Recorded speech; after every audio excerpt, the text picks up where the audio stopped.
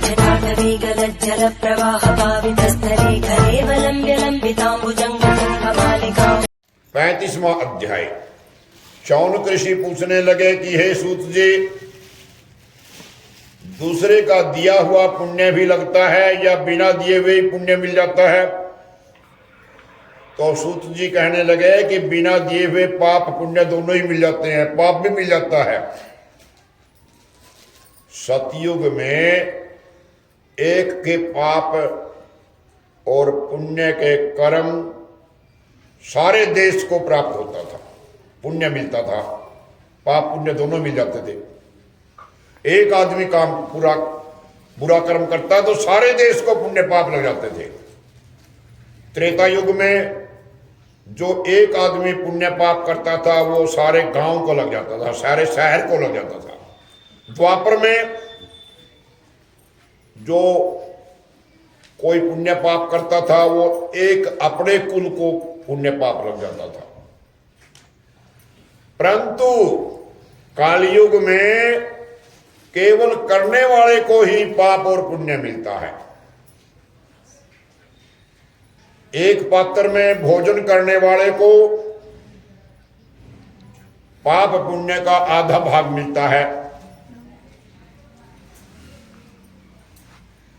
दूसरे की निंदा करने वाले को, सुनने वाले को, निंदा सुनने वाले को, चिंतन करने वाले को भी पाप पुण्य मिलता है।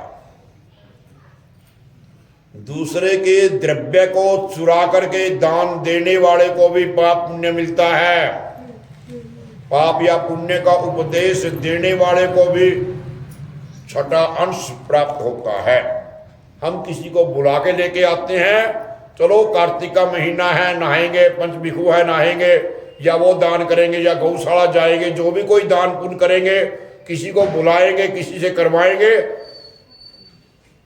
कराने वाले को भी बुलाने वाले को भी इसका पुण्य मिलता है।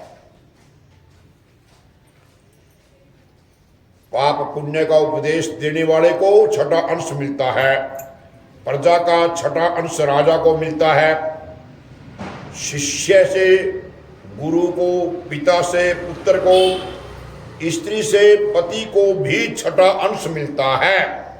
जो कोई पुण्य स्त्री करती है तो उसके पति को छठा अंश पुण्य का प्राप्त होता है। स्त्री पति का आधा पुण्य लेती है। अगर स्त्री अपने पति के मनोनुकूल चलती है, ऐसे नहीं है स्त्री पति की बात ना माने तो फिर उसको आधा पुण्य नहीं मिलता।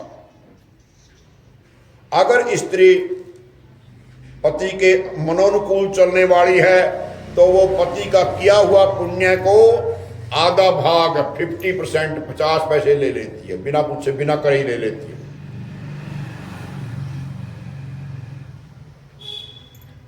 इस प्रकार बिना दिए हुए भी पाप पुण्य एक दूसरे को मिलता है। इसके अनुसार एक पुण्य देने वाला इतिहास सुनाते हैं। पूर्व काल में उज्जैन नाम की नगरी में ब्रह्म कर्म से भ्रष्ट, पापी, दुष्ट बुद्धि, रस, कंबल और खाल बेचने वाला, झूठ बोलने वाला, जुआरी और मदिरा पीने वाला वैश्यागामी धनेश्वर नाम का एक ब्राह्मण था। वो क्रय विक्रय करने के हेतु अनेक नगरों में घूमता फिरता था। एक समय वो महेशमती नगरी में गया। माल बेचने के लिए वो वहां पर 1 महीना तक ठहरा रहा। एक दिन उसने नर्मदा नदी के किनारे पर जप करने वाले ब्राह्मणों को देखा। पौड़वासी को गौ पूजा देखी, ब्राह्मणों का पूजन देखा।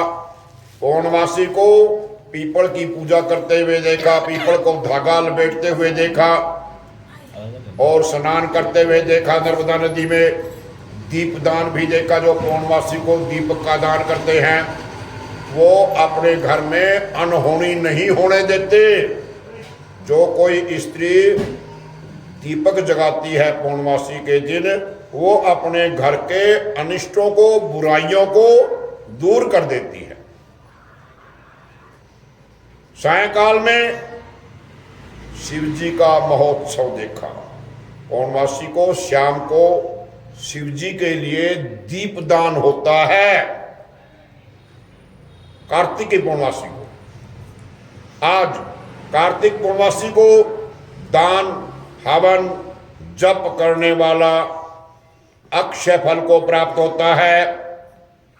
महादेव जी विष्णु भगवान में, भगवान महादेव जी में और विष्णु भगवान में अंतर मानने वाले को समस्त पाप, समस्त पुण्य निष्फल हो जाते हैं। शिव जी में, विष्णु भगवान में कोई फर्क नहीं है। चाहे आप शिव जी की पूजा कर लो, चाहे विष्णु भगवान की पूजा कर लो, एक ही चीज है। धनेश्वर ब्राह्मण ये सब उत्सव देखता रहा तो उसी रात को एक सर्प ने उसे काट लिया। कुछ मनुष्यों ने उसके मुख में तुलसी दल, नर्मदा का जल डाल दिया। उसके पश्चात वो मृत्यु को प्राप्त हो गया। यमराज के दूत उसे मारते पीटते यमपुरी में ले गए। वहां चित्रगुप्त ने उसको क्रोध की दृष्टि से देखते हुए यमराज से कहा, महाराज ये घोर पापी है, इसने जिंदगी में एक भी पुण्य नहीं किया। यमराज ने आज्ञा दी, जाओ इसको खोलते हुए तेल के कड़ाहे में डाल दो। मुदगरों की मार लगा करके कुंभी पाक नरकों में डालो उसको। परंतु जब उसमें उसको खोलते हुए तेल में डाला, तेल भी एकदम ठंडा पड़ गया। यमदूतों ने तत्काल जाकर के ये बात यमराज को सुनाई। महाराज ये तो बड़ी आश्चर्य की बात हुई, हमारा तो गर्म तेल जो था वो खोलता हुआ वो भी ठंडा हो गया। यमराज जी भी आश्चर्यचकित हो गए। ठीक उसी समय नारद जी यमराज की सभा में वीणा गान करते हुए यमराज से पूजित होने के बाद वो कहने लगे कि हे यमराज, ये धनेश्वर जो महापापी है, महापापी होते हुए भी कार्तिक महीने का व्रत करने वालों के सत्संग के प्रभाव से पुण्यात्मा बन गया। इसने कार्तिक व्रत करने वाले देखे हैं। अरे वहां नहर के ऊपर दीपक जला रहे थे लोग, उनको देखा है। बेशक इसने दीपदान नहीं किया है, परंतु नहर में दीपक जलते हुए जा रहे थे वो तो इन्हें देखे हैं। उसका सत्संग का प्रभाव मिला इसको। भक्तों के द्वारा नर्मदा का जल, तुलसी दल इसके मुख में छोड़ा गया। साथ ही भगवान विष्णु का नाम इसके कानों में पड़ा। इन सब के कारण इसके पाप नष्ट हो गए। इतना कह करके नारद जी ब्रह्मलोक को चले गए। नारद जी तो एक ही शब्द जानते हैं, श्रीमन नारायण नारायण नारायण, भजमन नारायण नारायण नारायण, श्रीमन नारायण नारायण नारायण, श्रीमन नारायण नारायण। जिसके नाम से आज भी अयोध्या में भगवान गदाधर नाम का तीर्थ विख्यात हुआ। भगवान श्री कृष्ण का नाम कार्तिक के महीने में दामोदर के नाम से प्रसिद्ध है। कामना युक्त किया हुआ पाप गीला होता है, अपनी इच्छा से पाप किया हुआ जो है वो गीला होता है, और जो कामना रहित है, हमें तो पता नहीं भाई वो पैर के नीचे कोई कीड़ी मर गई होगी, वो पाप जो है सूखा है, वो सूखा पाप है, उसका प्रायश्चित है। जो हम एक संस्कार वाला कार्यक्रम कर रहे हैं